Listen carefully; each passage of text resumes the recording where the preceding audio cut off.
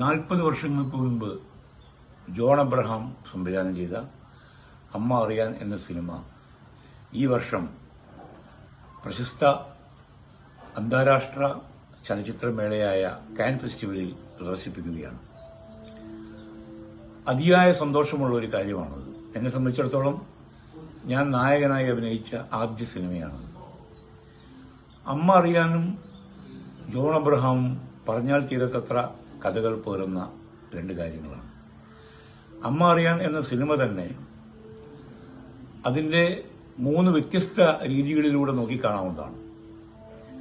സ്വകാര്യ മൂലധനത്തിന് വെല്ലുവിളിച്ചുകൊണ്ട് സാധാരണക്കാരുടെ കയ്യിൽ നിന്നും ചെറിയ തുകകൾ കോൺട്രിബ്യൂഷനായി സ്വീകരിച്ചുകൊണ്ട് ജനങ്ങൾക്ക് വേണ്ടി നിർമ്മിച്ച സിനിമ.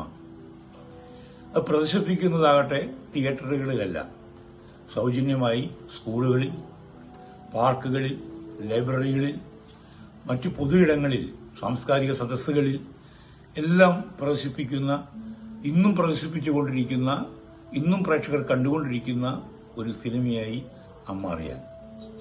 ഈ 3 ആസ്പെക്റ്റുകളാണ് ആ സിനിമയെ വ്യത്യസ്തമാക്കുന്നത്. ഒന്ന്, സ്വകാര്യ മൂലധനത്തിനോടുള്ള വെല്ലുവിളി സ്വീകരിച്ച് നിർമ്മിച്ച സിനിമ.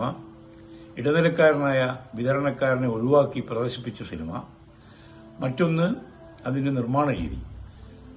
അത് ഒരു സോഷ്യോ പൊളിറ്റിക്കൽ മില്ലിനെ ഓർമ്മപ്പെടുത്തുന്ന ഒരു ഉള്ളടക്കമാണ് ആ സിനിമയുടെ പ്രത്യേകത. എന്ന് വെച്ചാൽ 1970-80കളിൽ കേരളത്തിൽ വളരെ സജീവമായിരുന്ന ജനകീയ സാംസ്കാരിക വേദി എന്ന തീവ്രവാദ രാഷ്ട്രീയ സംഘടനയുടെ പ്രവർത്തനങ്ങളും അതിന്റെ പരാജയങ്ങളും അടയാളപ്പെടുത്തുന്ന ഒരു ഡോക്യു ഫിക്ഷൻ രീതിയാണ് ആ സിനിമയിൽ അവലംബിച്ചിരിക്കുന്നത്.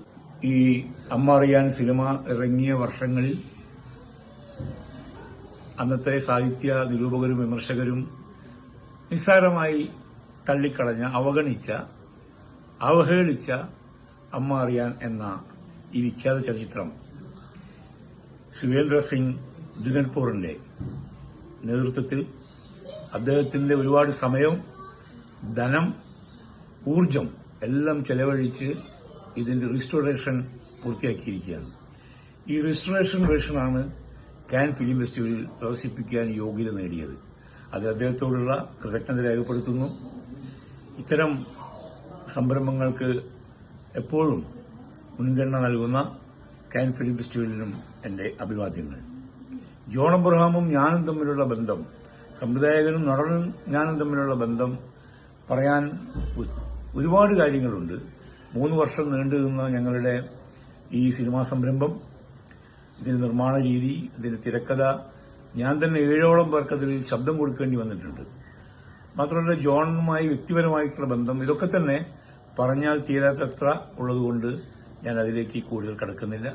എന്തായാലും ശിവേന്ദ്ര സിംഗ് ദുരൻപൂറിന്റെ ഈ ഒരു ഉദ്യമത്തെ ഞാൻ ഹാർദമായി ആശംസിക്കുന്നു, അഭിവന്ദിക്കുന്നു.